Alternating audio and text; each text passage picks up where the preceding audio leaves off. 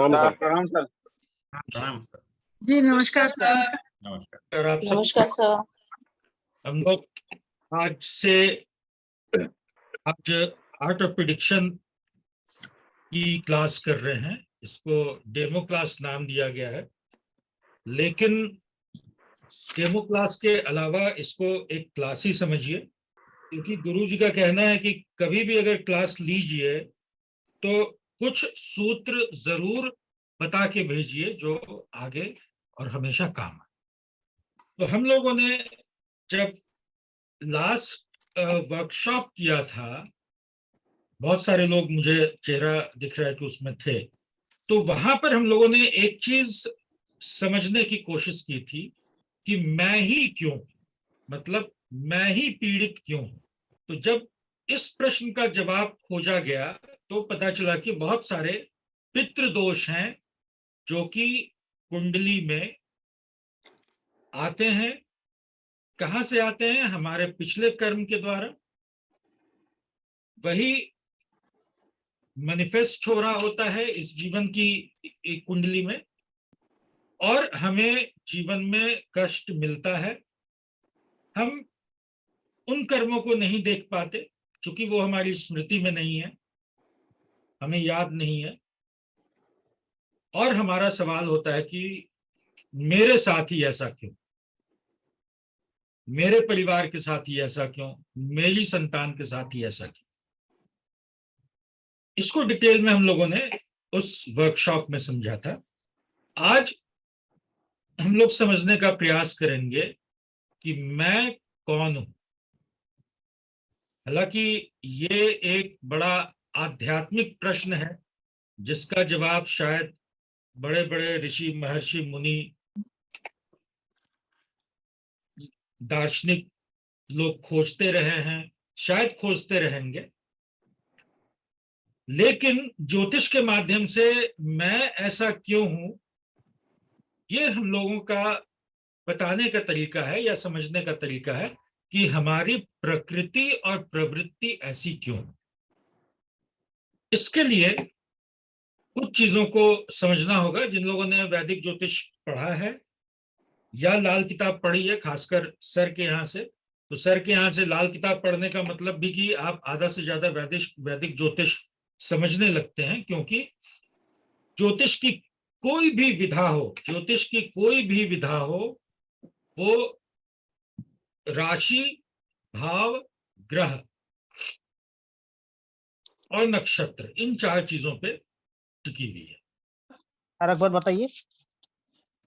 राशि, भाव, ग्रह और नक्षत्र, और इन चीजों की बड़ी डिटेलिंग यहाँ की जाती है। या वो कोई सा भी कोर्स हो, बेसिक कोर्स ही क्यों ना हो, उसमें इन चीजों की बड़ी डिटेलिंग की जाती है। इन चीजों के गुण धर्म को मैं एक चीज बता दूं, इन चीजों के गुण धर्म को लोग बड़ा समझते हैं कि बेसिक सा है, लेकिन इन्हीं चारों को हम जितने अच्छे तरीके से समझेंगे और आत्मसात करेंगे, उतना अच्छा प्रेडिक्शन जीवन में कर पाएंगे। और खासकर ग्रहों को, क्योंकि आप सब चीज देखिएगा वो अंत में आके ग्रह में कन्वर्ट हो। सब लोग म्यूट कर लीजिए और हैंड रेज करेंगे, फिर हम लोग बात करें जब भी करना। तो सारी चीजें आके ग्रह में कन्वर्ट हो जाती हैं। कैसे? राशि के स्वामी कौन है? ग्रह है। भाव, हर भाव का एक स्वामी होता है, हर भाव का एक स्वामी होता है। स्वामी मतलब उस भाव में जो राशि बैठी है उसका मालिक, वो भी ग्रह है। हर भाव का एक कारक होता है, वो भी ग्रह है। तो राशि कन्वर्ट जाके कहां हुआ फाइनली? भाव, ग्रह में। भाव कन्वर्ट जाके कहां हुआ? नक्षत्र। जितने भी नक्षत्र हैं, 27 के 27 नक्षत्र, उन सबका एक स्वामी ग्रह है। जैसे अश्विनी, मघा, मूला, इसके मालिक कौन है? केतु है। तो ऐसे ही करके सभी 9 ग्रहों को 3-3 नक्षत्र दिए गए हैं अपने स्वामित्व के। तो ग्रह जाके बड़े इंपॉर्टेंट हो जाते हैं। अब अगर हम लोग ये समझने का प्रयास करें कि मैं ऐसा क्यों हूं, तो मैं कौन सा भाव बताता है? ये लगन बताता है। मैं मतलब लगन। और लगन का या किसी भी भाव का, लगन का या किसी भी भाव का, जो किसी भी भाव की जो फंक्शनिंग है, उसकी जो क्रियात्मकता है, वो भाव कैसे काम करेगा, ये उस भाव का स्वामी बताता है। अब इसको थोड़ा सिंपल वे में समझें, अपने घर परिवार की भाषा में। घर परिवार की भाषा में अगर हम लोग ज्योतिष को समझते हुए चलेंगे तो बड़ा आसान पड़ेगा कि ये घर है, इसमें फ्रिज भी है, टीवी भी है, एसी भी है, पढ़ाने के लिए मेरे पास डेस्कटॉप भी है, कैमरा भी है, सारी चीजें घर में उपलब्ध है। मतलब घर के पास इन सभी चीजों को देने की संभावनाएं हैं। अगर मैं अभी टीवी चलाना चाहूं तो टीवी भी चल जाएगा, मैं अभी अगर सोना चाहूं तो बिस्तर भी है, नींद भी आ जाएगी। तो ये क्या हुआ, ये एक भाव से कौन कौन सी चीजें आ रही है, मतलब भाव के सिग्निफिकेशंस। लेकिन अभी मैं टीवी नहीं देख रहा हूं, या मैं बच्चों के साथ नहीं हूं, या मैं घर में आए हुए किसी आगंतुक से बात नहीं कर रहा हूं, अभी मैं पढ़ा रहा हूं, तो ये क्या है? इस घर के मालिक की इच्छा, उसकी परिस्थिति। तो भाव बहुत सारी चीजों को बताता है, लेकिन कब कौन सी चीज जीवन में उस भाव की मिलेगी, ये उसका मालिक डिसाइड करेगा। तो फर्स्ट हाउस, फर्स्ट हाउस क्या बताता है? फर्स्ट हाउस हमारे जन्म को बताता है। जब हम जन्म लिए, ठीक उसी समय आकाश का जो फोटोग्राफ है, ग्रहों का, नक्षत्रों का, राशियों का, वो हमारी जन्म कुंडली है। और फर्स्ट हाउस क्या है? कौन सी दिशा है? पूरब दिशा है। हमेशा याद रखिएगा, फर्स्ट हाउस पूरब दिशा है। पूरब दिशा में होता क्या है? सूर्य उगते हैं, पैदा होते हैं। सर एक मिनट, एक क्वेश्चन है मेरा। अगर जी ऐसे बीच में बिल्कुल मत टोकिए, हैंड रेस कीजिए, मैं क्वेश्चन लूंगा, मैं बात भी करूंगा, और बिना वीडियो ऑन किए काइंडली कोई आदमी सवाल ना, प्लीज बीच में इंटरप्ट मत कीजिए। हाँ, अब आप इंटरप्ट कर ही चुके हैं तो आप सवाल पूछ लीजिए। मैंने कहा कि किसी भी लग्न में जो दिशा पूर्व ही होती है, कोई 12 12 के 12 लग्नों में। लगन मतलब पूरब दिशा, लगन फर्स्ट हाउस मतलब पूरब दिशा। फर्स्ट हाउस पूरब दिशा, सेवंथ हाउस पश्चिम दिशा, 10th हाउस दक्षिण दिशा, और 4th हाउस उत्तर दिशा। ठीक है। तो लगन मतलब फर्स्ट हाउस, फर्स्ट हाउस मतलब लगन, जब हम पैदा हुए। और पूरब दिशा क्या है? वहां सूर्योदय होता है, प्रकाश निकलती है, प्रकाश का आना शुरू होता है अंधकार के बाद। प्रकाश मतलब चेतना, जब हमें चीजें दिखने लगती हैं, जब हमें चीजों की पहचान होने लगती है, जब हमें चीजों की समझ होने लगती है, यही तो चेतना है, और यही सूर्य है। और यही सूर्य ज्योतिष में आत्मा कहे गए हैं। तो फर्स्ट हाउस में जब व्यक्ति पैदा हो रहा है, उसका मतलब उसके शरीर की उत्पत्ति नहीं हो रही है, माइंड इट। शरीर की उत्पत्ति तो सेकेंडरी चीज है, पहली चीज है चेतना उत्पन्न हो रही है। एक सर्कमस्टांसेस पे हम लोग ध्यान दें कि किसी मां को बच्चा हुआ और उस बच्चे में चेतना नहीं है, उस शरीर का वो मां क्या करेगी या वो परिवार क्या करेगा? कुछ नहीं कर पाएगा। साथ में ये भी सवाल उठता है कि क्या शरीर के बिना चेतना अपने आप को व्यक्त कर सकती है? नहीं कर सकती है।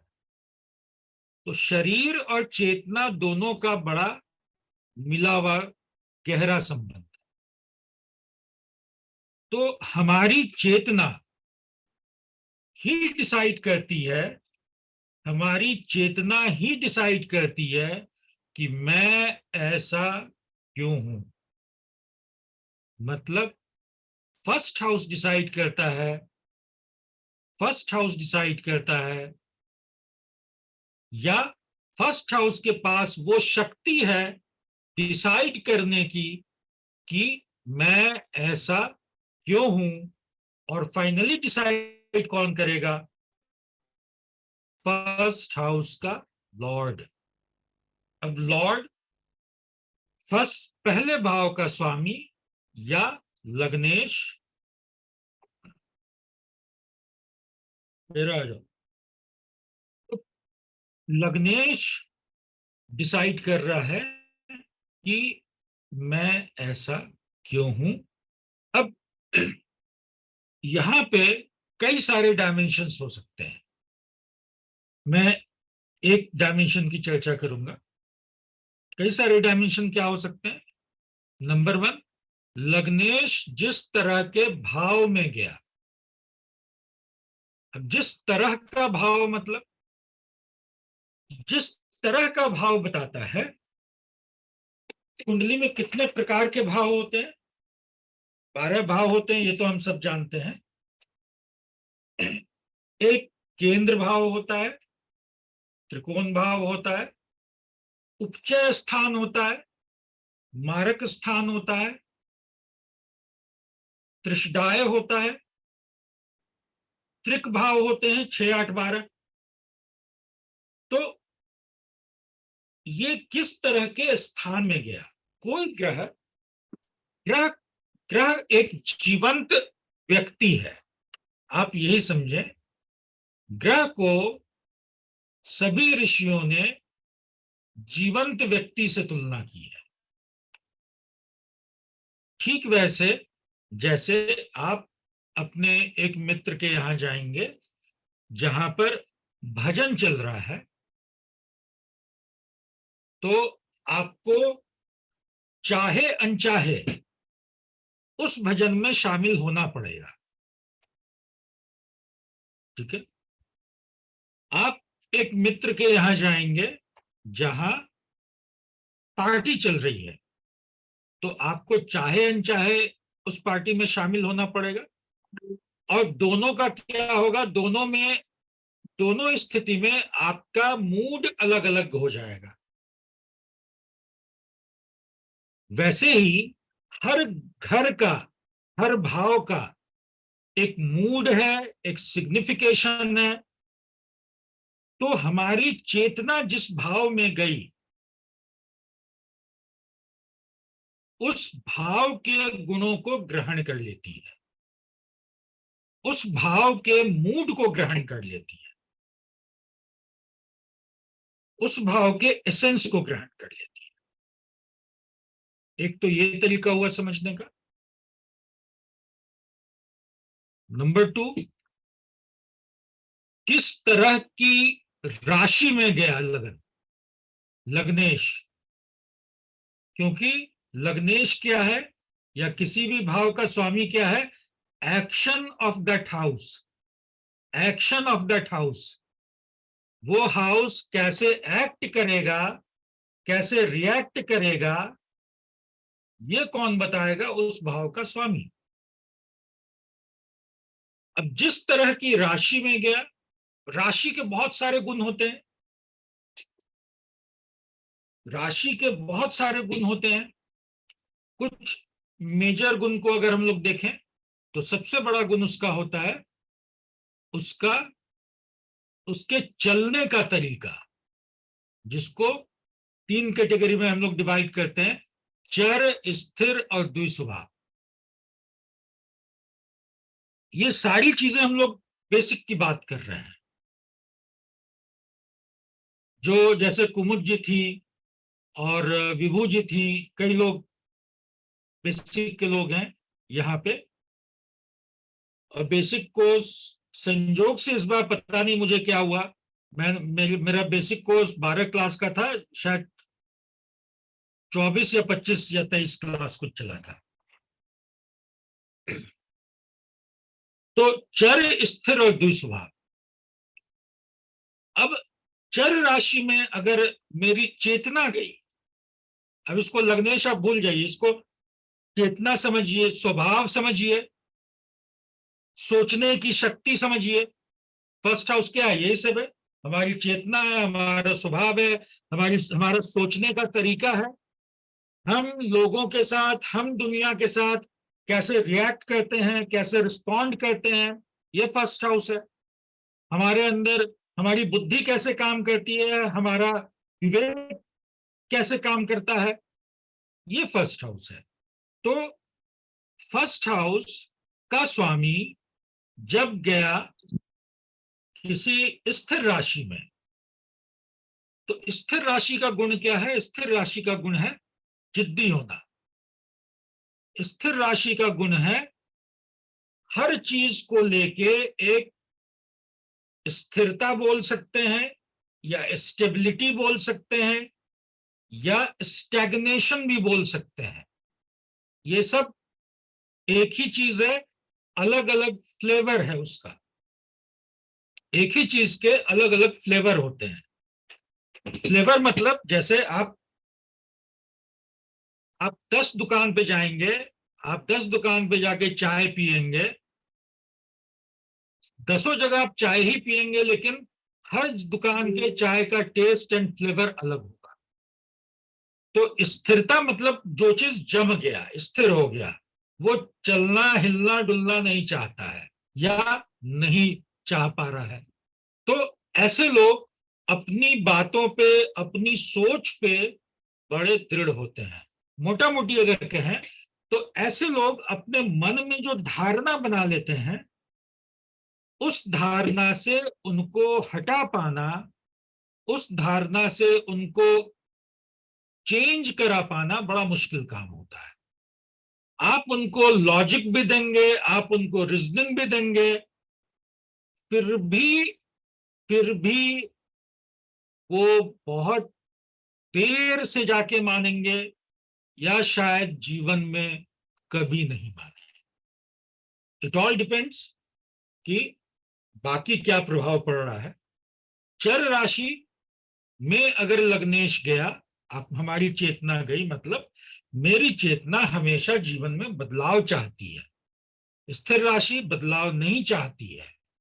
चर राशि में गई, चेतना बदलाव चाहती है, जीवन में हमेशा नयापन चाहती है। चर मतलब चलने वाला, हमेशा एक गतिशीलता उसको चाहिए, हमेशा एक गतिशीलता चाहिए, जीवन में नयापन चाहिए, कार्यक्षेत्र में नयापन चाहिए, और संबंधों में भी नयापन चाहिए। संबंधों में नयापन मतलब मैं कोई एक्स्ट्रा मैरिटल वाले स्फेयर में नहीं जा रहा हूं। संबंधों में नयापन मतलब ज्यादा दोस्त बनाना, ज्यादा लोगों से इंटरेक्ट करना, ज्यादा लोगों से मिलना जुलना, उनसे नए विचारों को सीखना। तो ये कब होगा? जब लग्नेश चर राशि में जाएगा। और लग्नेश जब द्विस्वभाव राशि में गया, तो द्विस्वभाव राशि क्या कहती है? द्विस्वभाव राशि के अंदर दोनों प्रकार के गुण हैं।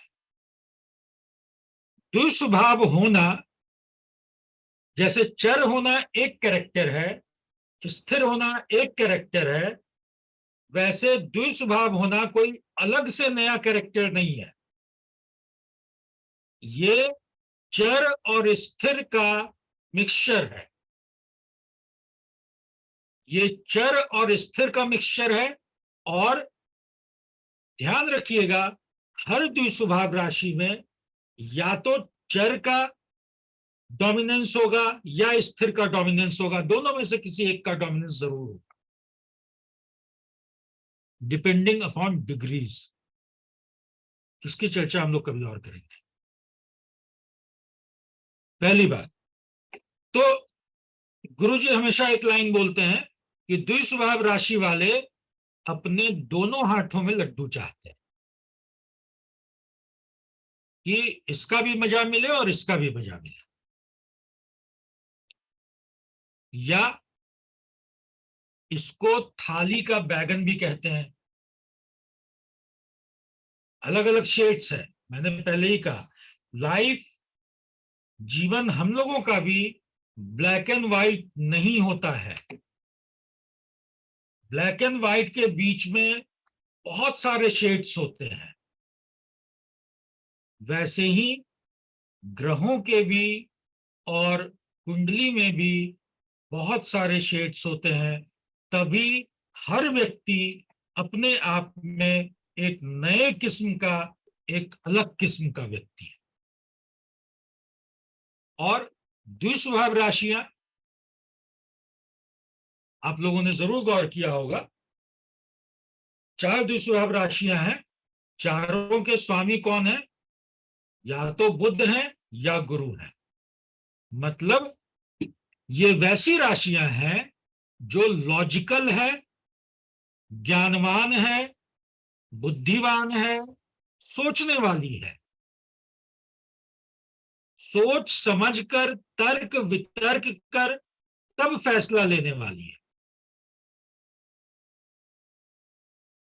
तो ऐसे लोगों को समझाना, अब अगर हम लोग इन कैरेक्टर्स की बात करें तो जिस व्यक्ति का लग्नेश चर में होगा उस व्यक्ति से डील करना बड़ा आसान है, अगर आप लॉजिकली डील कर रहे हैं तो। पहली बात, उनको अगर जीवन में कोई फायदा दिखेगा, जैसे है ना, बकरी को आप घास दिखा के कहीं भी ले जा सकते हैं, उनको जीवन में कोई फायदा दिखेगा, बकरी मतलब मेष, मेष राशि सिंबल, तो उनको जीवन में कोई फायदा दिखेगा, किसी चीज में फायदा दिखेगा, फट से उस अपॉर्चुनिटी को ग्रैब करने की कोशिश करेंगे। स्थिर राशि वाले लोग, एक बार दिमाग में जो पैटर्न बन गया वो बन गया, उस सेट पैटर्न को हटाना बहुत टेढ़ी खीर है।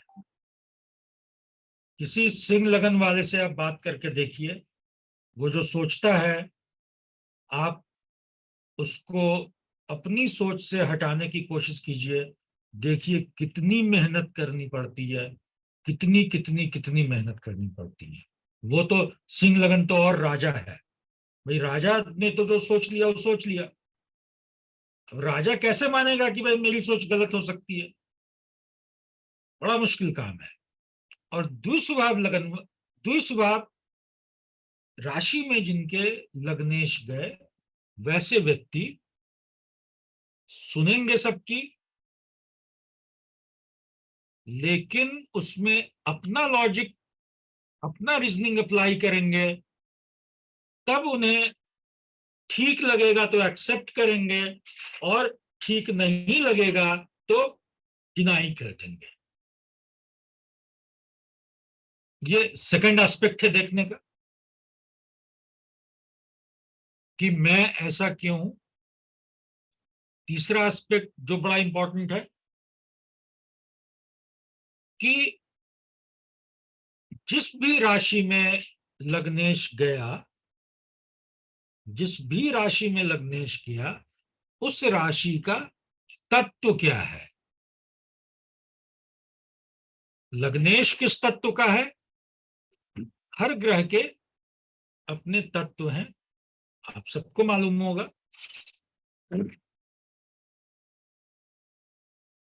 सूर्य, मंगल, केतु अग्नि तत्व के ग्रह हैं। सूर्य, मंगल, केतु अग्नि तत्व के ग्रह हैं। चंद्रमा, शुक्र जल तत्व के ग्रह हैं। शनि, राहु वायु तत्व के ग्रह हैं। बुध पृथ्वी तत्व के हैं और गुरु आकाश तत्व के हैं।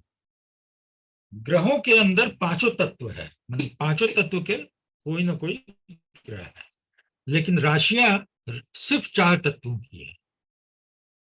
आकाश तत्व की कोई भी राशि नहीं है।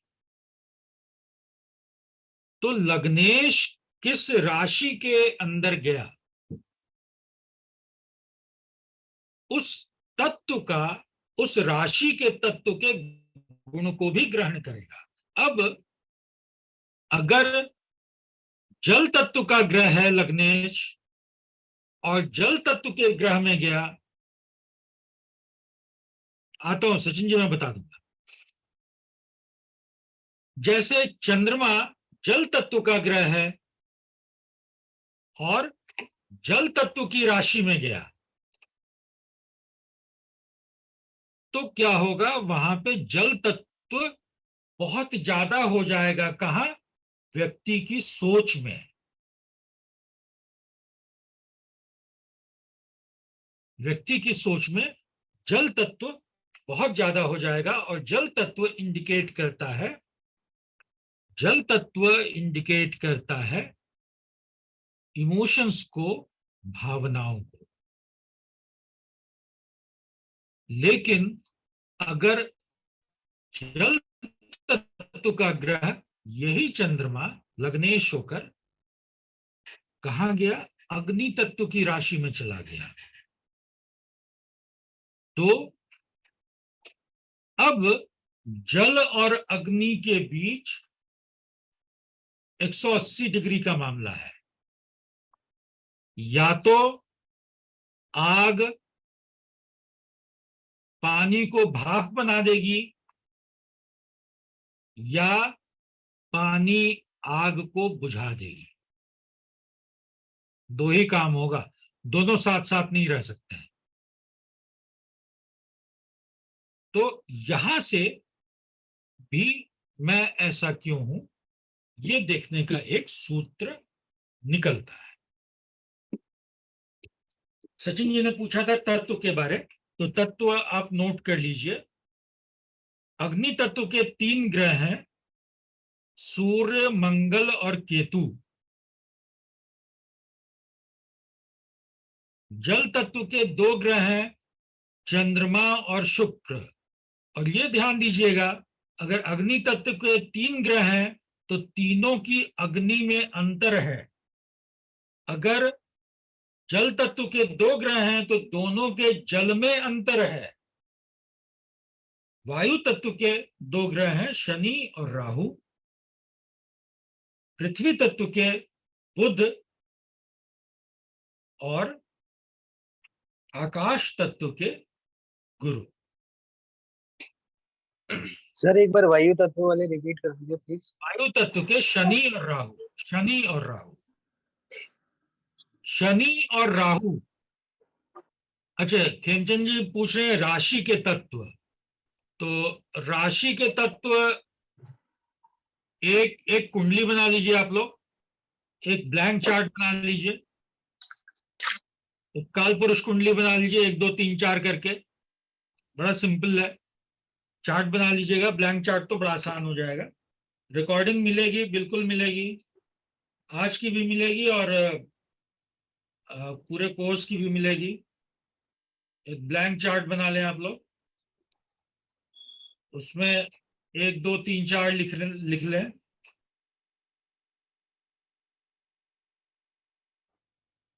ये पहला भाव क्या है, धर्म त्रिकोण है।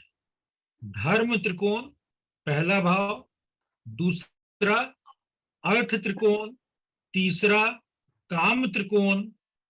पहले भाव में लिखिए धर्म, दूसरे में अर्थ, तीसरे में काम और चौथे में मोक्ष। धर्म, अर्थ, काम, मोक्ष। ठीक है। इसी को फिर आगे रिपीट कर लीजिए, 3 बार रिपीट करना होगा। ठीक है, अब आपने काल पुरुष की कुंडली बना ली, उसमें 1 2 3 4 1 से 12 तक राशि लिख लीजिए। अब पहले में लिखिए, पहले भाव में अग्नि, दूसरे में पृथ्वी, तीसरे में वायु और चौथे में जल। अब इसी को फिर 3 बार रिपीट कर लीजिए। मतलब धर्म त्रिकोण की राशियां कौन कौन सी हुई? 1 5 9। 1 5 9 राशि धर्म त्रिकोण की राशि है और अग्नि तत्व की राशि है। ठीक है, 2 6 10 अर्थ त्रिकोण की राशि है और पृथ्वी तत्व की राशि है। 3 7 11 काम त्रिकोण की राशि है और वायु तत्व की राशि है। और 4 8 12 मोक्ष त्रिकोण की राशि है और जल तत्व की राशि है। अग्नि पृथ्वी वायु जल। अब एक चीज और लिख लीजिए आप लोग, दिशा भी लिख लीजिए। अग्नि तत्व की राशियों की दिशा क्या है? पूर्व, पूरब।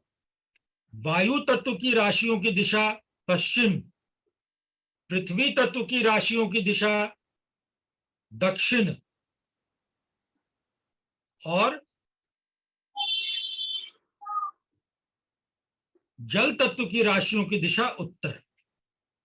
बहुत सारी चीजों का काम अलग अलग जगह पे होता है।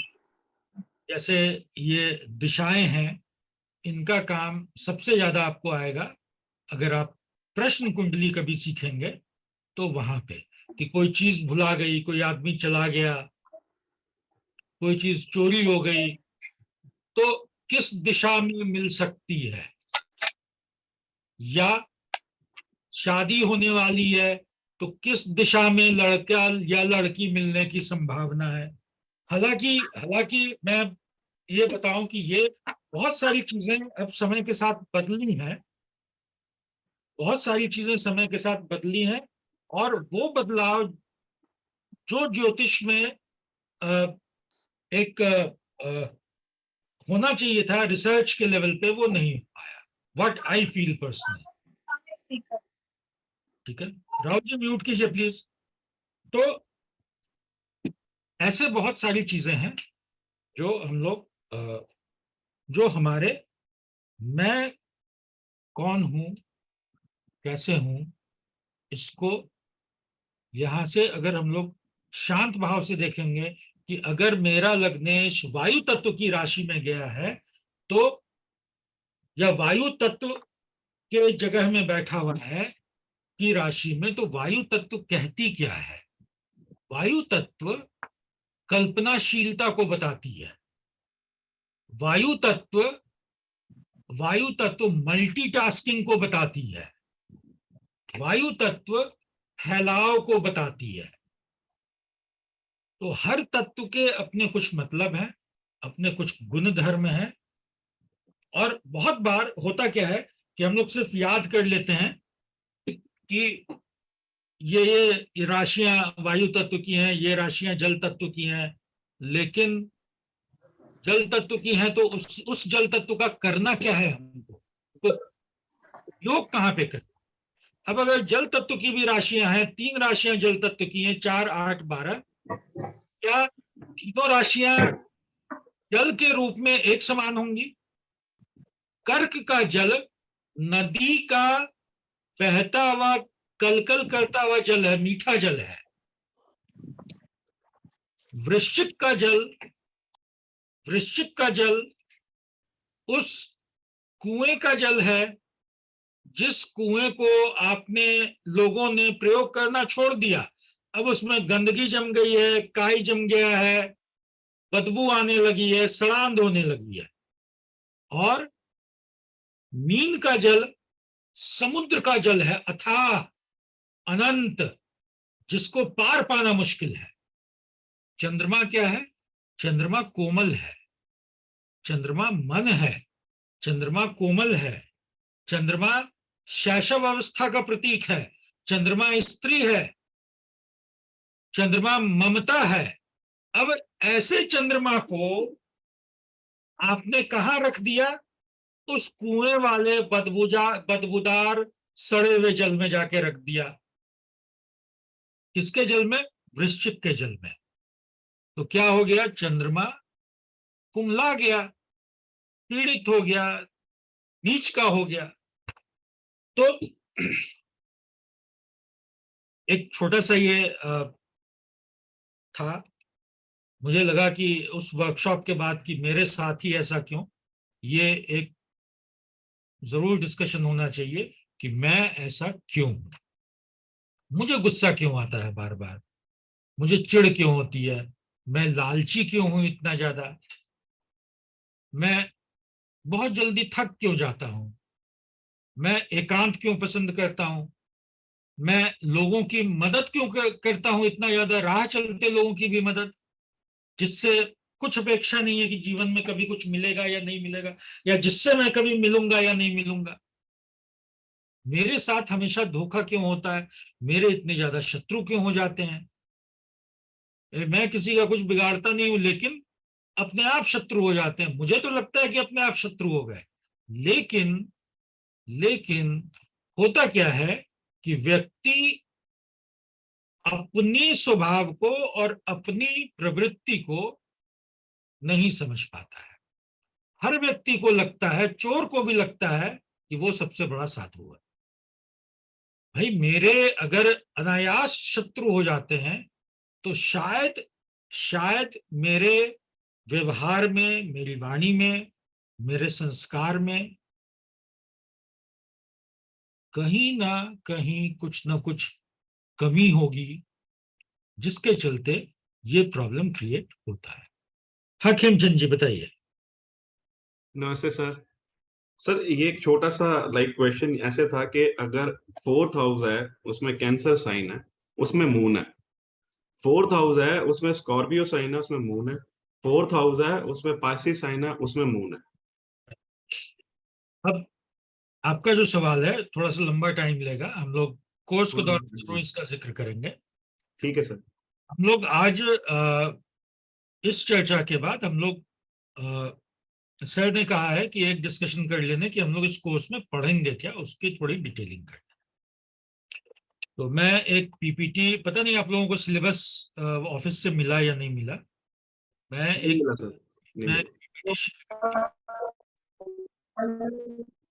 ये कौन सी बात है?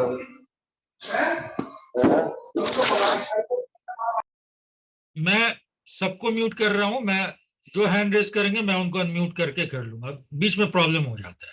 ठीक है, हाँ मीनाक्षी जी बताइए, अनम्यूट कर लीजिए। हाँ हेलो सर।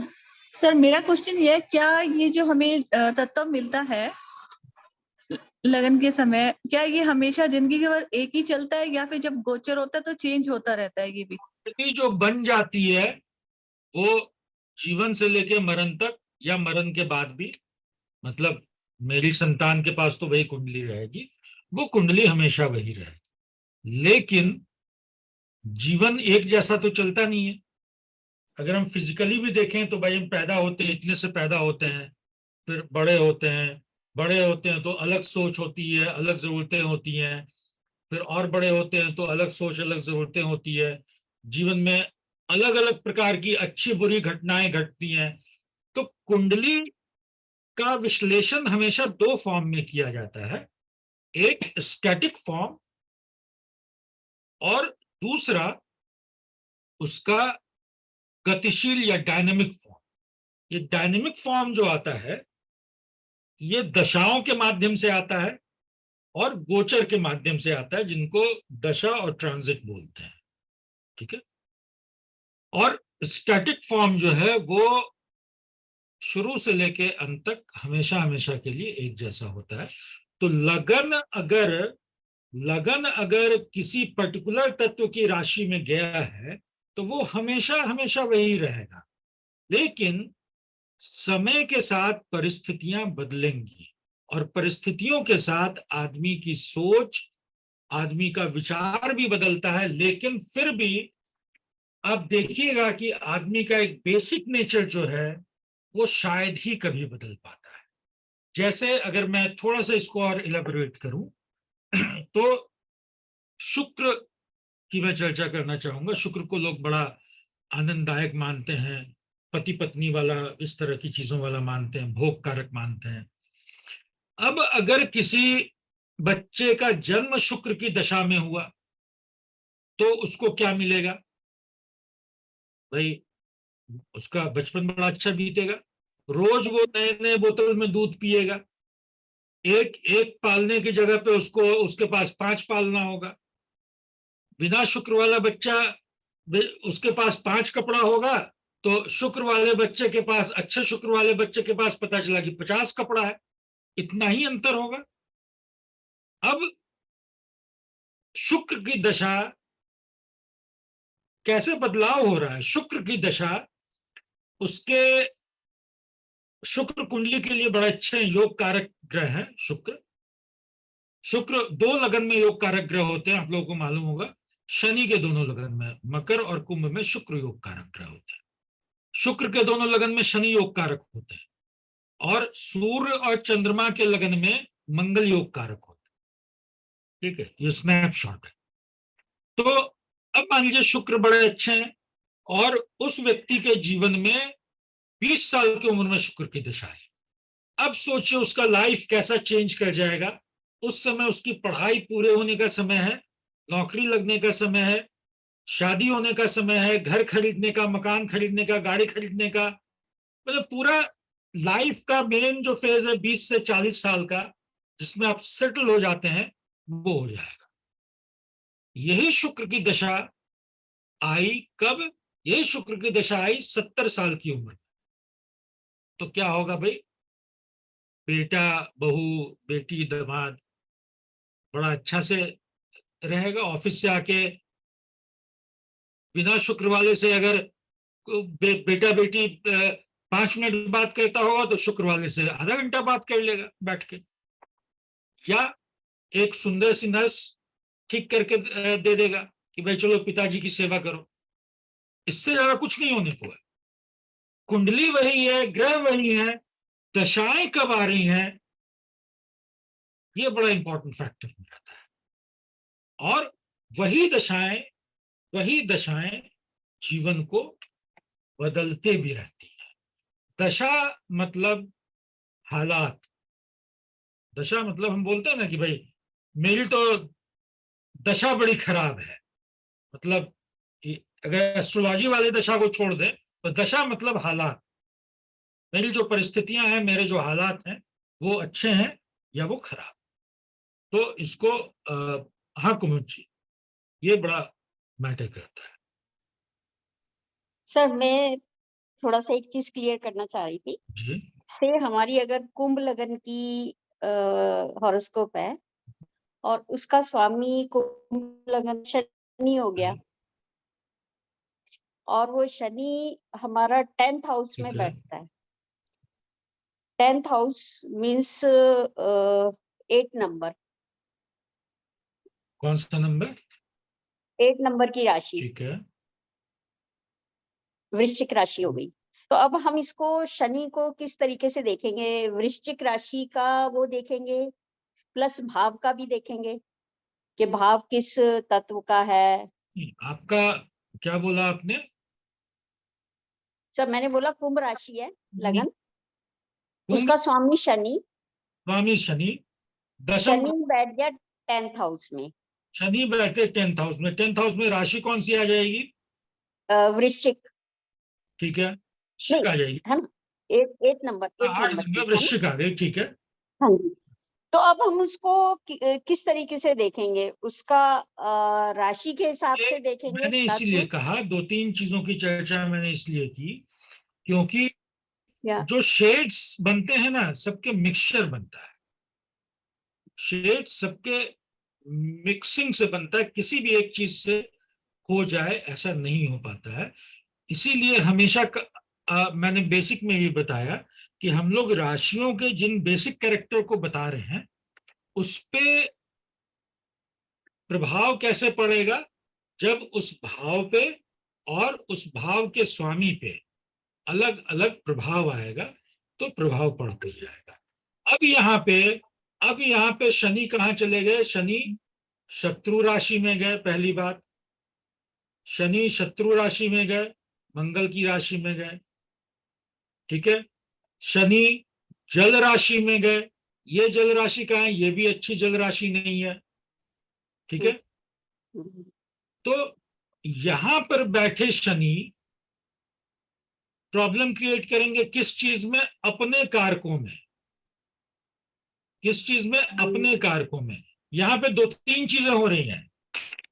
अब ये पहले भाव के स्वामी का 10वें भाव में जाना है, मतलब अब इसको दूसरे तरीके से समझिए, ग्रह को छोड़ दीजिए अभी।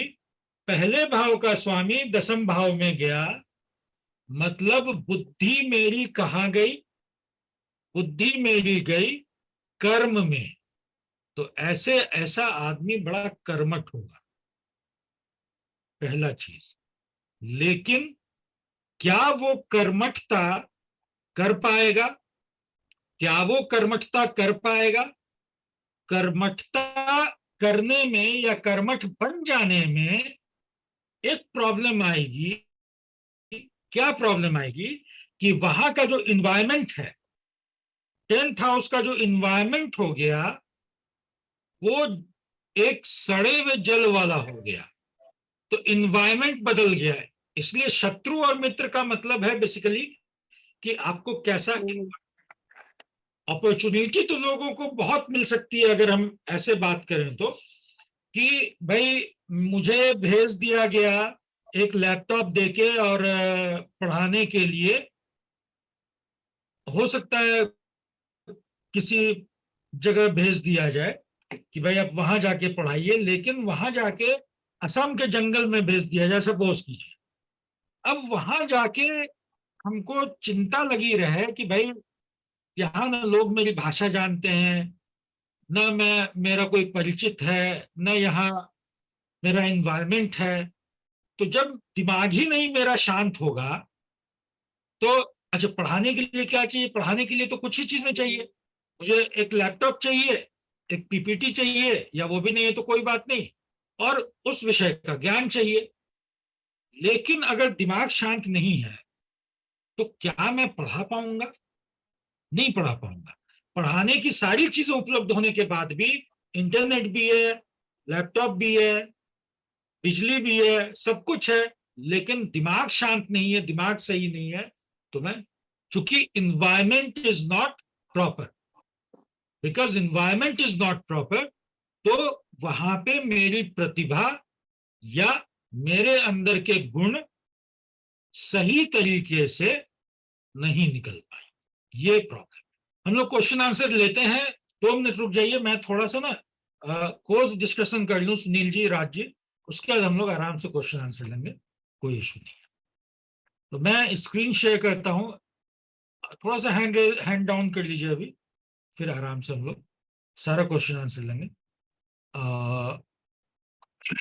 ये स्क्रीन दिख रहा है? दिख रही है स्क्रीन?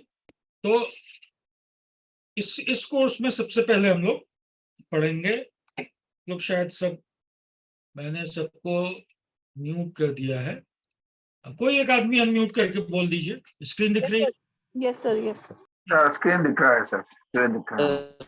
तो सबसे पहले पढ़ेंगे भाव, भावेश और कारक, जिसको कि हर क्लासिकल ग्रंथ में प्रिडिक्शन का बेसिक टूल माना गया है। और ये दोनों क्या है? तीनों चीज फाइनली जाके कन्वर्ट हो जाते हैं ग्रहों के रूप में। कारक ग्रह है, पता है, प्राइमरी कारक सबको मालूम होगा, हम लोग सेकेंडरी कारक की भी चर्चा करेंगे, कारक कैसे काम करते हैं इसकी भी चर्चा करेंगे। भावेश ग्रह है, भाव, तो भाव भावेश कारक को समझेंगे कि भाव कैसे फल देने में सक्षम है, भावेश मतलब उसका फंक्शनिंग मोड, और कारक the provider of the things of the भाव। कारक जब हम लोग पढ़ेंगे तो हम लोग वैदिक ज्योतिष में स्थिर कारक पढ़ा जाता है कि पहले भाव के कारक सूर्य हैं, दूसरे भाव के कारक गुरु हैं, तीसरे भाव के कारक मंगल हैं। हम लोग एक बेसिक और एलिमेंट्री जानकारी चर कारकों की भी लेंगे, चर कारकों की भी लेंगे जिनका प्रयोग जैमिनी ज्योतिष में होता है। जैमिनी ज्योतिष में चर कारकों का ही प्रयोग होता है, जिसमें आप सबने नाम सुना होगा, आत्मकारक, अमात्य कारक, भ्रातृ कारक, मातृकारक, ऐसे करके 7 कारक होते हैं और कुछ स्पेशल कंडीशंस में 8 कारक होते हैं। और हम लोग हवात भावम के सूत्र को समझेंगे, उसको प्रयोग में कैसे लाना है ये जानेंगे। फिर हम लोगों का अगला चैप्टर होगा ग्रहों के बारे में समझना डीपली और उनको फलित के रूप में फलित के रूप में समझना। ग्रहों का दिग्बल मतलब हर ग्रह एक पर्टिकुलर हाउस में दिग्बली होता है, केंद्र भाव में दिग्बली होता है हर ग्रह, राहु केतु को छोड़ के। तो इस दिग्बल का मतलब क्या है? दिग्बल तो बड़ा आसान है समझना कि भाई पहले भाव में, सब लोग म्यूट कर लें प्लीज, भरत जी म्यूट कर लीजिए, हिस साउंड आता है, डिस्टरबेंस होता है।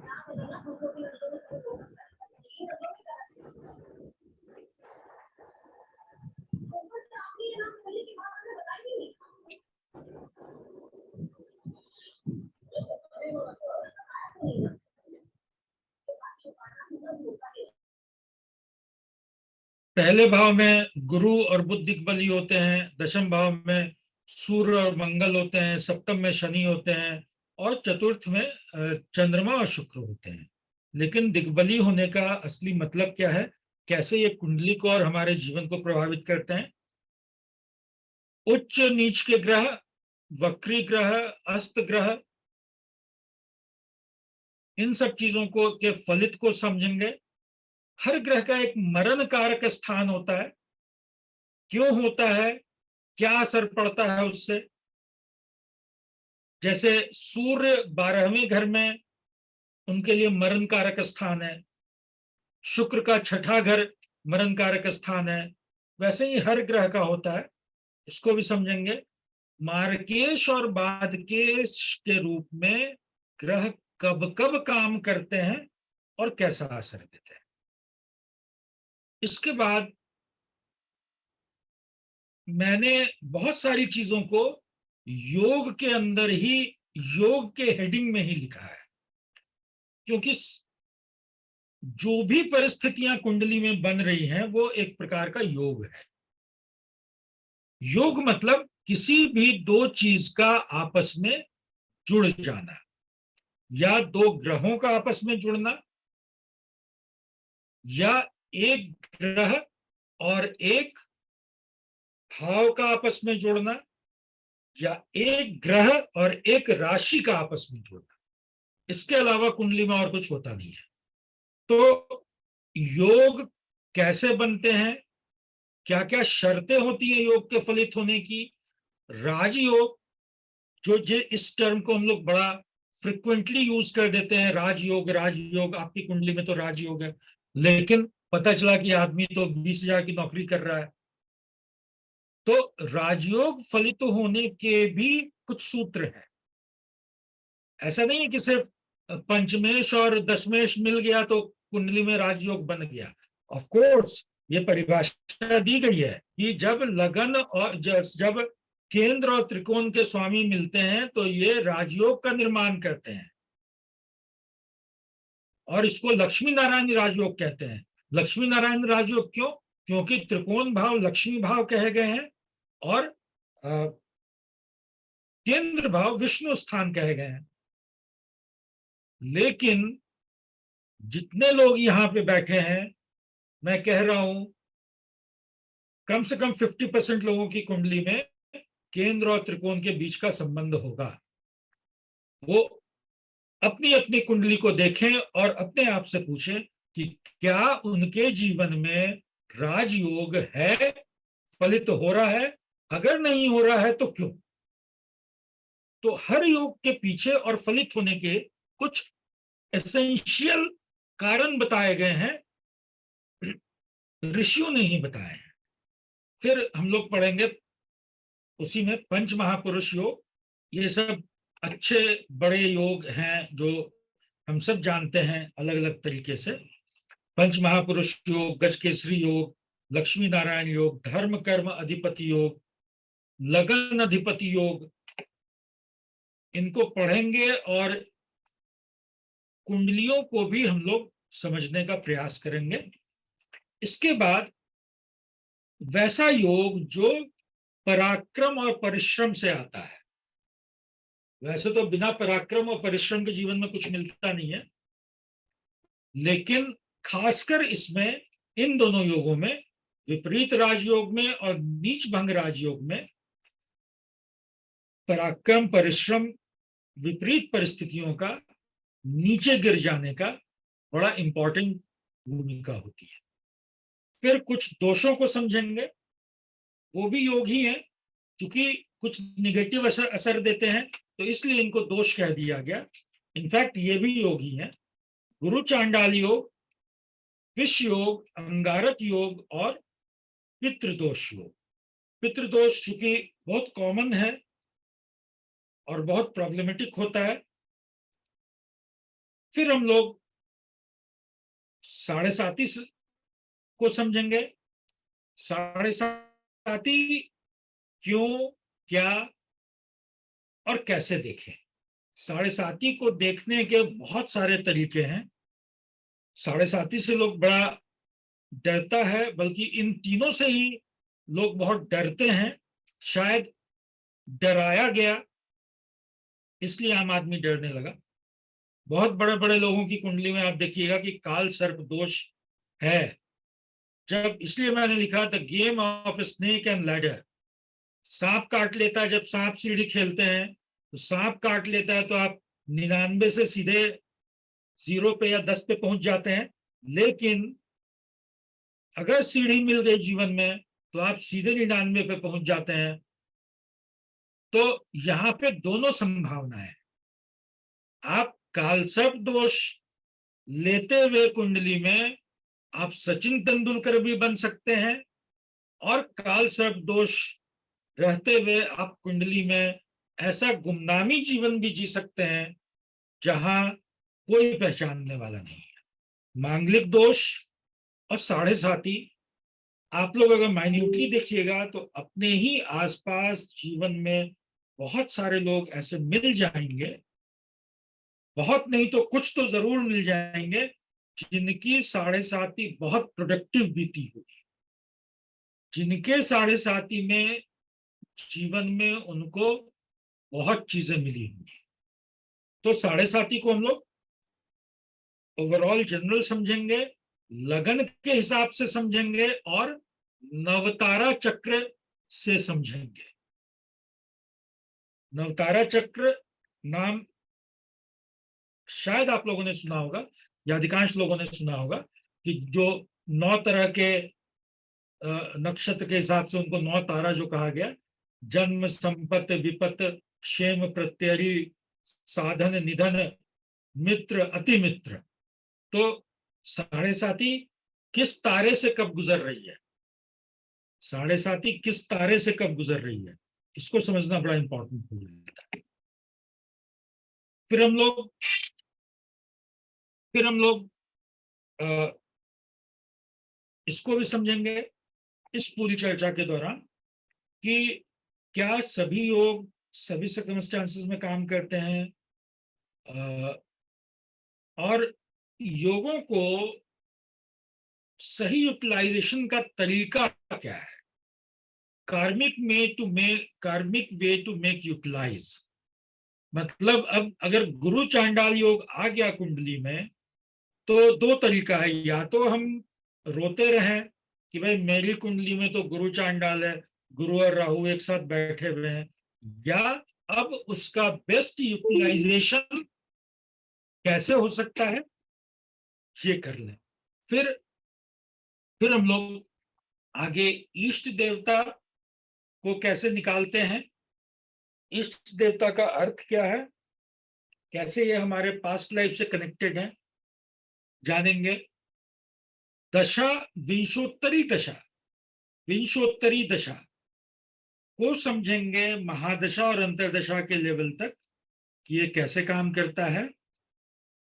सर्वाष्टक वर्ग का बेसिक समझेंगे और सर्वाष्टक वर्ग के मूल सूत्रों को समझने का प्रयास करेंगे कि इसके माध्यम से कैसे जो चीजें जीवन में मिल रही हैं या जो भाव या जो ग्रह कुछ कह रहा है उसको कैसे हम वैलिडेट कर लें।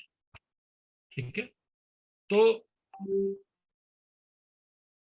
और इसके बाद बस प्रैक्टिस डाउट सेशंस वो तो होते ही हैं, होंगे ही, और आप लोगों को पीपीटी मिलेगा, रिकॉर्डिंग मिलेगी, गुरुजी जरूर आएंगे क्लास लेने, मैं उनसे रिक्वेस्ट करूंगा कुछ क्लासेस के लिए वो जरूर आएंगे।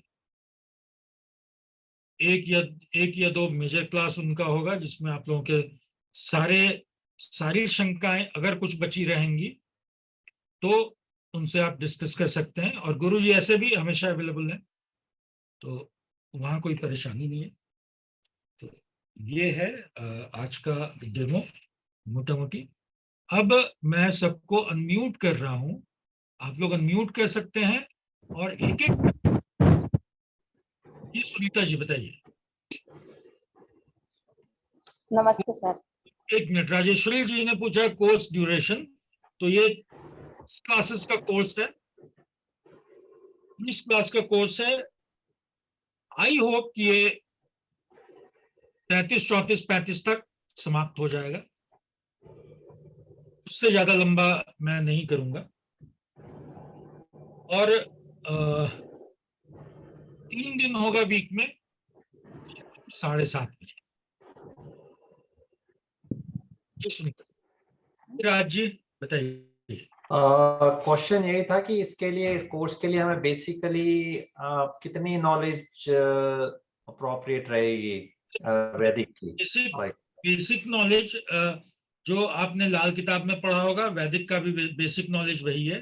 बेसिक नॉलेज सारे एस्ट्रोलॉजी का सेम है, जिसमें राशियों के बारे, ग्रहों के बारे, भाव के बारे बताया जाता है।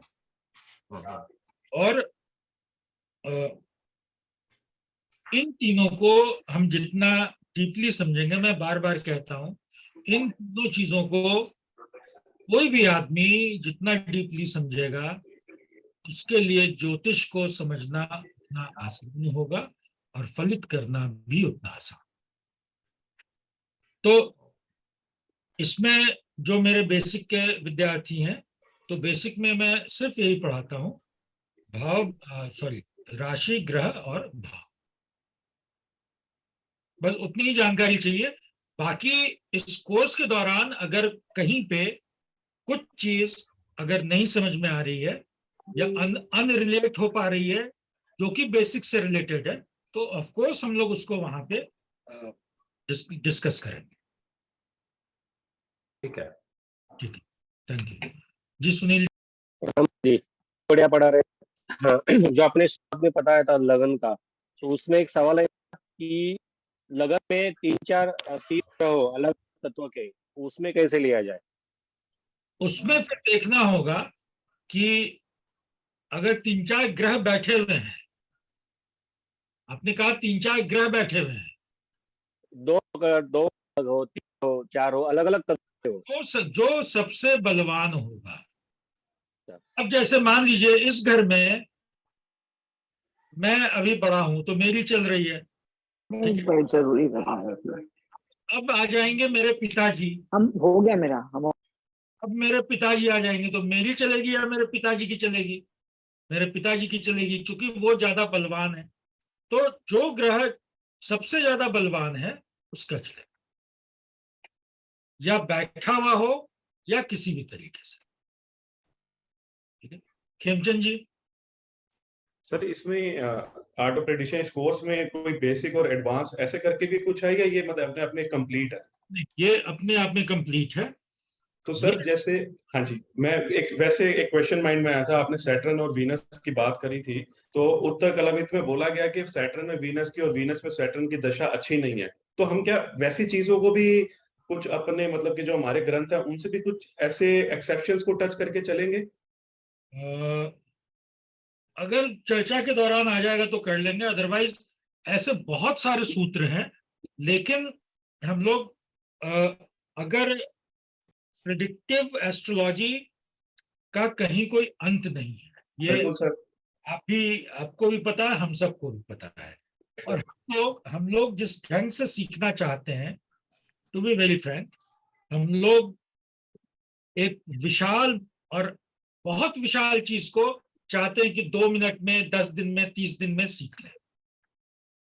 तो यहाँ पे सबसे अच्छा उसका तरीका है कि ऐसे इजी फंडामेंटल्स को निकाल के लाया जाए, ऐसे इजी फंडामेंटल्स को निकाल के लाया जाए जहां से आप स्टेप बाय स्टेप आगे बढ़ सकें। आगे बढ़ने की कहीं कोई सीमा नहीं है।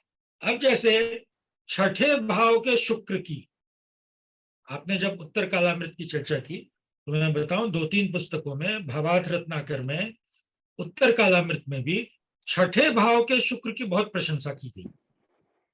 ठीक है, फलित में आप देखिएगा कि छठे भाव का शुक्र हमेशा इसमें विवाह में कुछ प्रॉब्लम लेके आता है। बिल्कुल करेक्ट है सर, बिल्कुल करेक्ट है। अब वहां पर जो प्रशंसा की गई वो एक अलग रीजन से की गई है। वो क्यों किया गया? वो किया गया क्योंकि पड़ती है 12वें भाव पे, और 12वां भाव भोग का भाव, तो वो भोग के सिचुएशंस को क्रिएट करता है। करेक्ट।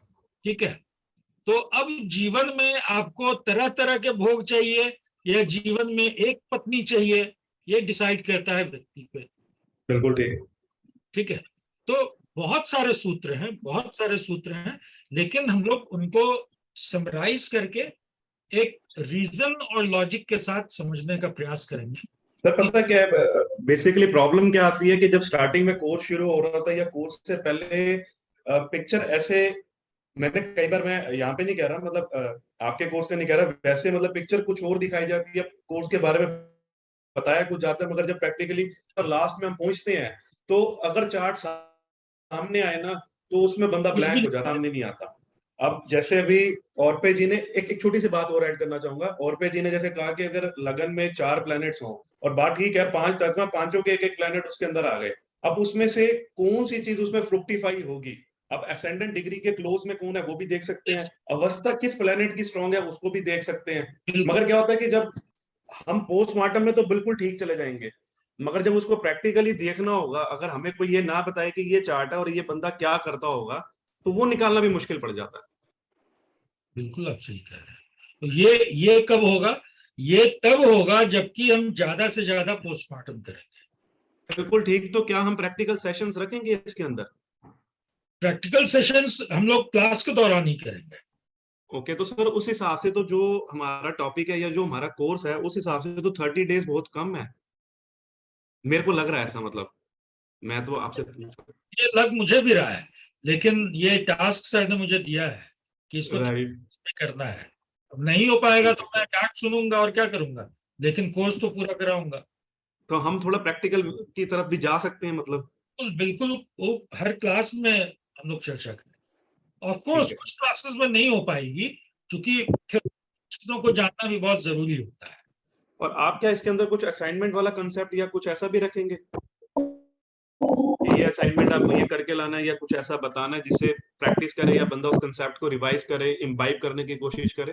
सर आपकी आवाज नहीं आ रही।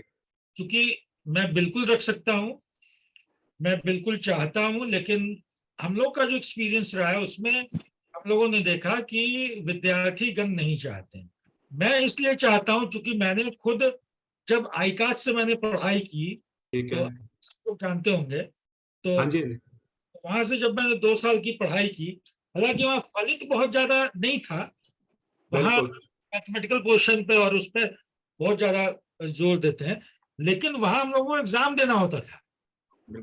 6 महीने पे एक साल का प्रवीण था और 1 साल का विशारद था। 2 साल का मैंने कोर्स किया था, तो हर 6 महीने पे या साल भर पे एक एग्जाम होता था। तो मैं तो चाहता हूँ कि भाई जब मैंने एग्जाम दिया तो आप लोग भी एग्जाम दें, लेकिन एक्सपीरियंस जो रहा है कि भाई एक बार हम लोगों ने उसमें जब लोग आए और कोर्स शुरू हुआ, तो बोला गया कि भाई जो लोग बेसिक की क्लास थी, तो हुआ कि बोला गया कि भाई जो लोग एग्जाम पास करेंगे, एग्जाम पास करना मतलब 50% नंबर आना, और आप लोगों को क्वेश्चन दे दिया जाएगा। ये भी नहीं कि भाई लिखना, आप लोग को आज क्वेश्चन दे दिए, कल उसको आप रिवर्ट कीजिए, और जिनको 50% आएगा उनको सर्टिफिकेट दिया जाएगा। तो उसमें भी बड़ा विद्रोह हो गया था। तो जो लोग, मैं असाइनमेंट बिल्कुल दे सकता हूँ, जो लोग करना चाहेंगे करेंगे, नहीं करना चाहेंगे नहीं तो करेंगे। सर जो करके लाएंगे उनकी अगर क्वेरीज होंगी तो उनको रिजॉल्व हो जाएगा। बिल्कुल। ठीक है सर, थैंक यू सर। जी लता जी। हेलो हेलो, नमस्ते सर, नमस्ते सर। मेरे मैक्सिमम क्वेश्चन तो खेमचंद ने पूछ लिए हैं, तो मेरे भी सारे वही क्वेरीज थे जो उसने पूछे हैं कि असाइनमेंट मिलना चाहिए सर। असाइनमेंट के बिना फिर समझ नहीं आता कि हमें कुछ आया कि नहीं आया। सर एक बंदी ने अभी पूछा था कि कुंभ लग्न की कुंडली में यदि लग्नेश 10th में वृश्चिक राशि में हो, तो मैंने अभी तक जितना पढ़ा है कि वो बेस्ट कॉम्बिनेशन माना जाता है कि लग्नेश यदि 10th में है तो उसका काम पे खुद का कंट्रोल होता है, उससे बेस्ट कुछ नहीं होता, कि वो अपनी तरीके से अपना वर्क कर सकता है, और वैसे आदमी मेहनती होते हैं। लेकिन यहाँ बिकॉज ऑफ वृश्चिक राशि, तो उसका ऑफिस एनवायरनमेंट हमेशा उसको प्रॉब्लम देगा, क्योंकि कीचड़ वाली जगह आ गई। वही ठीक मैंने है, तो इसको 2 तरीके से देखना है। एक तो कि मेरी हाँ, कहाँ चली गई, उसमें तो मैं में एक्सपर्ट हूँ, बट मेरा एनवायरनमेंट खराब हो गया। लेकिन एनवायरनमेंट खराब है। तो सर उसके लिए उसको किस तरह ट्रीट करना चाहिए, कैसे करना चाहिए फिर, अगर ऐसा है तो वो चीज भी आप सिखाओगे हम लोगों को? उपाय पे भी बिल्कुल चर्चा होगी। बिल्कुल। कि मतलब अगर गलत राशि में, जैसे वो तो एयर वाला प्लैनेट है और वाटर वाली राशि में चला गया, लग्नेश हमारा एयर है, ठीक है, कॉम्बिनेशन मुझे फायर और वाटर तो कंट्रोल कर लेगा आदमी, बट एयर और वाटर को कैसे करेगा? उसको हमेशा पित्त की प्रॉब्लम होगी उस बंदे को। बिल्कुल होगी, बिल्कुल होगी। अच्छा, तो ये सब भी सीखेंगे क्या सर हम लोग इसमें? भी सीखेंगे। अच्छा सर, आपकी जैसे 7:30 बजे आप क्लास रखोगे, जैसे मैं अभी अमेरिका में हूँ तो इंडिया से मेरी टाइम एकदम अलग है, ठीक है, तो हफ्ते में 3 दिन आप वीकडेज में रखोगे ना? क्योंकि वो एस्ट्रो पार्ट्स पिछली लाल किताब सैटरडे को पढ़ गई थी, तो वो मेरी हमेशा मिस हो जाती है। वीकडेज में। हाँ वीकडेज में, ठीक है। और सर कितने घंटे की क्लास होगी? मुझे लगता है मैक्सिमम 1.5 घंटा। 1.5 घंटा। और सर हमें पीडीएफ मिलेगा क्या इसका? जैसा thank you sir, thank you आपने सर। देखा हाँ तो हाँ, पीपीटी मुझे बहुत खुद पसंद ही आया बनाता आपका। हूँ, पीपीटी में खुद ही बनाता हूँ, तो मैं हाँ हाँ हाँ, जब तक सर खुद नहीं बनाएंगे तब तक सपड़ेगा नहीं, लोगों पे डिपेंडेंट होके नहीं काम चल सकता। हाँ सारे क्लासेस। हाँ हाँ, नहीं सर आपका इंट्रोडक्शन मुझे बहुत पसंद आया, मैंने सब पढ़ा हुआ है, फिर भी मुझे वापस करने का मन कर रहा है, क्योंकि आपने बहुत डिटेलिंग में अच्छे से बताया। मतलब वे, देखिए जानते सब सर है सर, टीचिंग का तरीका जो हुआ ना वो मुझे बहुत पसंद आया, तो मैं ट्राई करूंगी कि मैं भी कर पाऊं। हेलो, हाँ जी सर। सर मेरी एक क्वेरी है कि हमने सब कुछ कवर करेंगे, लेकिन सर अकॉर्डिंगली हम लोग नहीं देखेंगे, वहां पे थोड़ा सा चेंज हो सकता है ना सर? हाँ वहाँ थोड़ा सा चेंज होगा, लेकिन ट्रांजिट ना जीवन में बहुत चेंजेस नहीं करता है। ट्रांजिट को हमेशा एक चीज जान दीजिए, ट्रांजिट एक डिलीवरी बॉय की तरह काम करता है। ट्रांजिट ना कोई नई चीज ला सकता है ना डिनायल कर सकता है। आपके पास जो आ रहा है, जो लिफाफा आ रहा है, कुरियर बॉय, वो कुरियर बॉय देखने में बड़ा गंदा सा है या कोई बड़ा स्मार्ट सा कुरियर बॉय सामान लेके आ रहा है? ठीक है, ऑफ कोर्स ट्रांजिट भी देखना चाहिए, नक्षत्र भी देखना चाहिए, लेकिन 30 दिन के कोर्स में ये संभव नहीं है। इसीलिए मैंने एकदम पॉइंटर बना के मैंने ये किया कि भाई हम लोग इन चीजों को पढ़ेंगे। अब अगर इसमें जैसे आज एक क्वेरी आई थी मेरे पास, नहीं जो ऑफिस में है बीना जी, उनका मेरे पास फोन आया कि पता नहीं वो सज्जन हरीश नाम था, आज आए या नहीं आए, तो उन्होंने कहा कि क्या हम लोग काल चक्र दशा भी पढ़ेंगे। मैंने कहा कि बिल्कुल नहीं पढ़ेंगे। दशाएं करीब 50 प्रकार की दशाएं हैं जो बृहद पराशर होरा शास्त्र में लिखी हुई। तो अब इसमें हम लोग नवांश भी नहीं पढ़ रहे हैं। नवांश का जिक्र ऑफ कोर्स बीच में क्लासेस में होगा और कुछ डिटेलिंग हम लोग उसकी करेंगे, लेकिन नवांश अपने आप में एक अलग सब्जेक्ट है। सर्वाष्टक वर्ग जिसकी मैंने चर्चा की वो अपने आप में एक सब्जेक्ट है। उसके लिए आपको प्रस्तारक देखना होगा, उसके लिए आपको कक्षा देखना होगा, बहुत सारा कंसेप्ट उसमें है। तो सारी चीजें ऑफ कोर्स 30 दिन के कोर्स में नहीं आ सकती सर, लेकिन इससे हमारी प्रिडिक्शन में फर्क पड़ सकता है ना सर। जैसे अगर कोई केतु की दशा चल रही है लेकिन वो नक्षत्र सूर्य के में है और सूर्य अच्छा बैठा है, हमने हमारी प्रिडिक्शन गलत हो जाएगी ना सर, कि नहीं होगी? नहीं, वो एक बेसिक चीज हमेशा देखना चाहिए। एक तो और देखिए आप जितने एंगल्स लगाएंगे ना, जितने पैरामीटर्स यूज करेंगे, उतना ज्यादा अच्छे रिजल्ट मिलने की संभावना है। सर वही थोड़ा सा वो नक्षत्र पे एक छोटा लेक्चर सर, ताकि हाउ टू यूज दैट। ठीक है, मैं बिल्कुल प्रयास करूंगा। पैरामीटर्स का मतलब है कि आप कितना ज्यादा चीजों को रिफाइन कर रहे हैं, है ना। जैसे मैंने इसीलिए 7.5 में कहा कि एक तो 7.5 का जो जनरल कंसेप्ट है उसको समझेंगे, क्यों 7.5 को लेके प्रॉब्लम क्रिएट होता है या हो सकता है, प्लस हर लगन के हिसाब से। अब हर लगन में 7.5 खराब नहीं होती है, ठीक है। उसके बाद एक और पैरामीटर हम लोग इंक्लूड कर सकते हैं, नवतारा चक्र जो करेंगे। तीसरा, इसके अलावा एक कंसेप्ट है, उसका हिंदी में भूल गया, उसको अंग्रेजी में बोलते हैं tale of two moons, tales of two moons. वो सिर्फ 7.5 नहीं, वो किसी भी ग्रह की दशा अगर आ रही है, किसी भी ग्रह की दशा आ रही है या कोई भी गोचर हो रहा है, तो आपका नेटल मून, आपकी कुंडली का नेटल मून और उस समय का जो ट्रांजिट का मून है, उनके बीच क्या रिलेशन बन रहा है, पाया बोलते हैं, हाँ, या मूर्ति निर्णय बोलते हैं, मूर्ति निर्णय, यस, मूर्ति निर्णय बोलते हैं, पाया बोलते हैं। अगर आप उसको भी यूटिलाइज करेंगे तो और चीजें। लेकिन बहुत बार अब क्या होता है ना कि बहुत ज्यादा चीज यूज करने में फिर ज्यादा कंफ्यूजन भी क्रिएट हो जाता है।